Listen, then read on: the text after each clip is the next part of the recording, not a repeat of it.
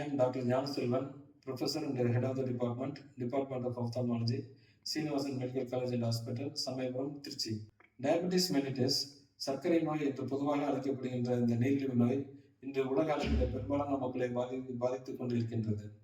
சர்க்கரை நோயின் உலக தலைநகரமாக இந்தியா விளங்குகிறது. அந்த அளவிற்கு இன்று இந்திய மக்கள் இந்த சர்க்கரை நோயினால் பாதிக்கப்பட்டுக் கொண்டே இருக்கிறார்கள். இது ஒரு நான் கம்யூனிகபிள் டிசீஸ், அதாவது தொற்றா நோயின் ஒரு வகையாக கருதப்படுகிறது. இந்த சர்க்கரை நோய் நமது உடலில் பெரும்பாலான உறுப்பு மண்டலங்களை பாதிக்கின்றது. கண்களை பாதிக்கும் பொழுது பெரும்பாலான சமயங்களில் பார்வை குறைபாடுகளையும் சில சமயங்களில் பார்வை இழப்பையும் ஏற்படுத்துகின்றது. வெளி லென்ஸை பாதிக்கும் பொழுது கண்புரை நோய் உண்டாகின்றது.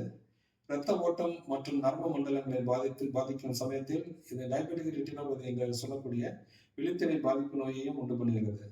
ஸோ இந்த விழித்திரை பாதிப்பு நோய் உள்ள மக்கள் படிப்படியாக தங்கள் பார்வையை இழக்கும் நிலை ஏற்படுகின்றது.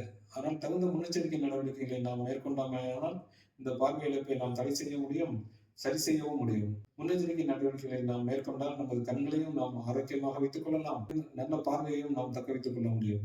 இருக்கும் வரை இரத்த தானம், இறந்த பின் கண் தானம். நன்றி, வணக்கம்.